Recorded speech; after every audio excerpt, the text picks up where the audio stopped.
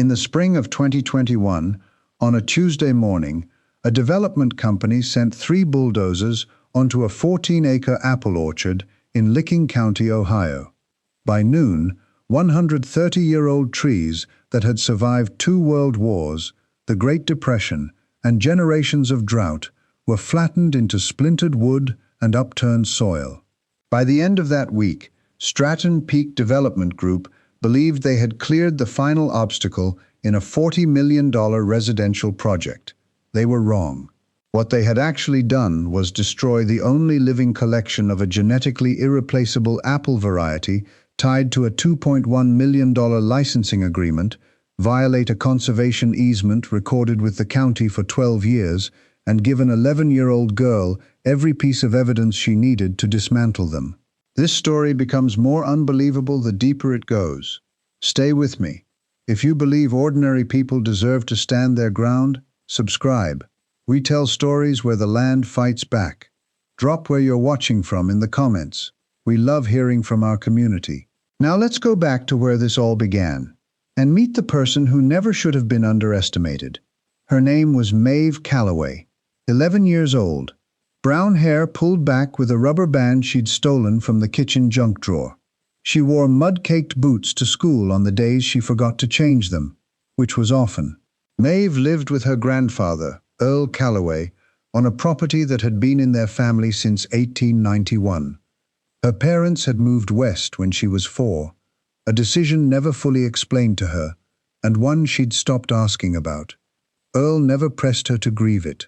He just handed her a grafting knife one afternoon and said, "Pay attention." Earl was 73 years old and moved like a man who had spent his entire life outdoors, which he had. Calloused hands, a quiet way of explaining things that made complicated topics feel simple. The orchard was called Callaway Ridge. 14 acres of apple trees, arranged in uneven rows across a gentle hillside that caught the morning light beautifully in October.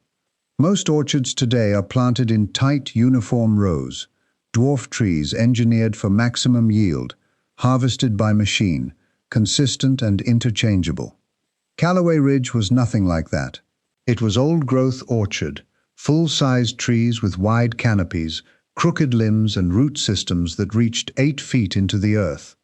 Earl taught Maeve how apple grafting works, how you can take a cutting from one tree and attach it to the rootstock of another, essentially cloning a variety across centuries.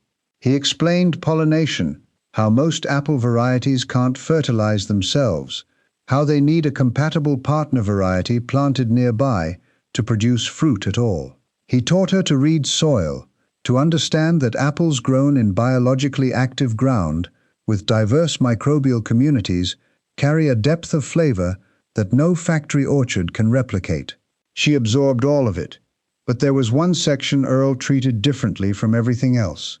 In the northeastern corner, 23 trees stood slightly apart from the rest. They were older, wider, and their bark had a particular gray roughness, almost like stone. Earl called them the Hartwell trees. When Maeve asked why he kept a locked metal box of paperwork inside the house that referred only to those trees, he smiled and said, "Because some things take a long time to matter." She remembered that answer. In March of 2019, a man named Derek Voss arrived at their door in a company truck. He represented Stratton Peak Development Group, a mid-sized real estate firm headquartered in Columbus that had spent 3 years buying rural land across central Ohio and converting farmland into planned residential communities. He offered Earl $400,000 for the property. Earl said no. Voss returned in June with $550,000.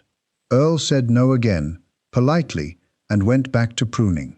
Over the next 18 months, the pressure escalated. Survey crews appeared along the property boundary. Attorney letters arrived claiming a disputed easement on the orchard's eastern edge. A local councilman the company had contributed to politically began making noise at town meetings about underutilized agricultural land. 2 neighboring farms sold. Suddenly, Callaway Ridge sat like an island inside Stratton Peak's growing footprint. Maeve watched all of it. She started keeping a notebook. Dates, names, license plate numbers on the survey trucks, which letters arrived and when. Earl noticed and didn't say a word. He just bought her a better notebook. By early 2021, the company had filed a condemnation action against a small strip of land along the orchard's border, claiming they needed access for utility infrastructure. The legal fight was expensive. Earl hired a local attorney named Tom Beecham with money he'd saved over 30 years. Then in April, 2 weeks before the court date, the bulldozers came anyway. They arrived at 7 in the morning. 3 machines, 2 operators in hard hats, and a company supervisor who stood at the perimeter with his arms folded. Earl called Beecham immediately. Beecham told him to document everything and stay back. Maeve stood at the edge of the property with her notebook and Earl's camera. She photographed the equipment, the operators, the company markings, the timestamps on every frame. She filmed with Earl's old video camera while her hands shook. She didn't cry until the Hartwell trees started falling. When those 23 old, grey-barked trees in the northeastern corner went down, when the machines lurched through the ground and the root systems tore loose, Maeve made a sound that Earl said he would never forget. It wasn't loud, it was the opposite of loud. By noon, Callaway Ridge was gone. Here is what Stratton Peak's title search had missed, or chosen to ignore. In 2009, Earl Callaway had entered into a formal agreement with Ohio State University's Agricultural Research and Development Extension and their Heritage Cultivar Preservation Program. The Hartwell trees, all 23, had been identified as a surviving population of the Hartwell russet, an apple variety believed to have gone commercially extinct by the 1940s. What made the Hartwell russet irreplaceable wasn't only its flavor, though horticulturalists who had tasted the fruit described it as unlike anything in commercial production. It was the genetics. Laboratory analysis had documented a naturally occurring resistance mechanism in the Hartwell russet's genome that provided measurable protection against fire blight, one of the most destructive bacterial diseases in apple cultivation, capable of wiping out entire orchards in a single season. Modern apple varieties had lost this resistance entirely through decades of commercial breeding. In 2017, a biotech agricultural firm called Arbavant Sciences had signed a formal licensing agreement with Earl and the university, granting research access to propagate and study the Hartwell genetics for commercial application. The agreement was valued at $2,100,000 over 15 years, with the first installment already paid, and future payments contingent on the trees' continued survival. The conservation easement protecting those trees had been recorded with Licking County in 2009. It was public record. Earl didn't make speeches.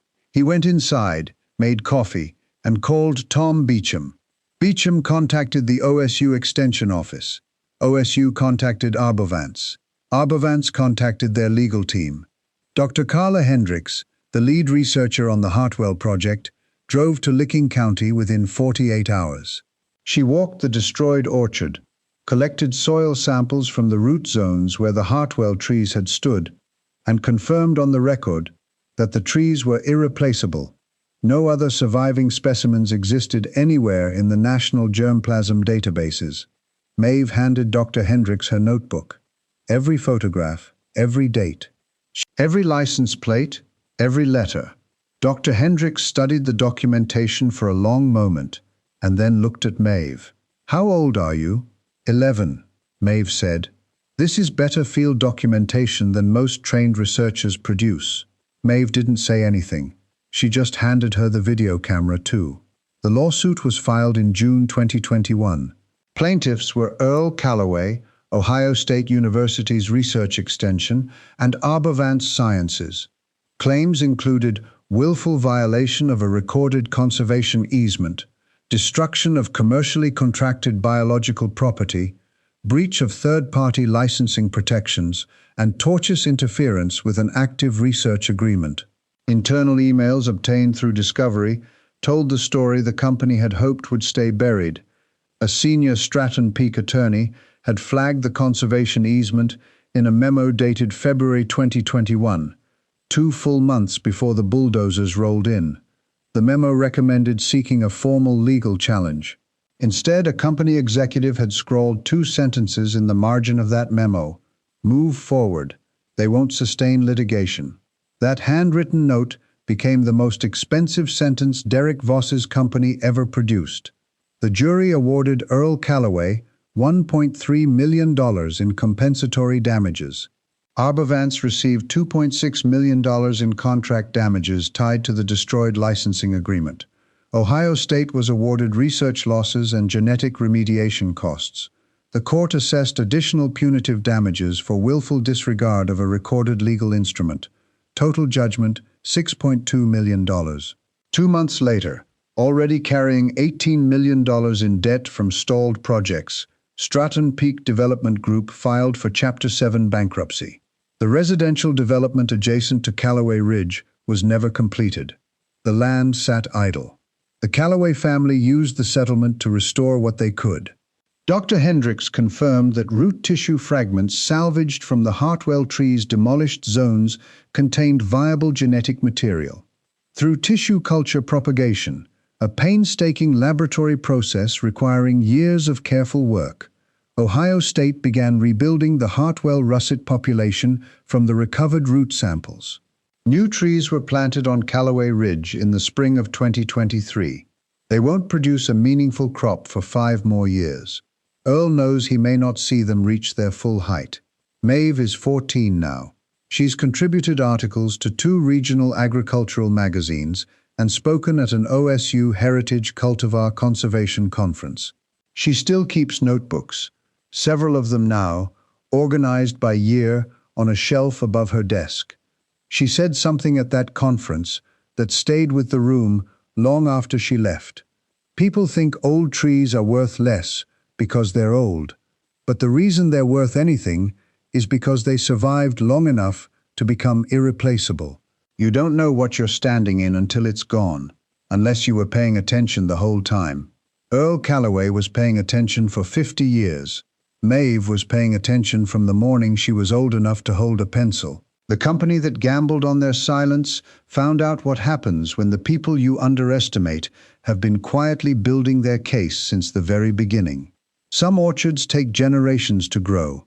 Some lessons take one devastating morning to teach. But the harvest, the real harvest, always comes.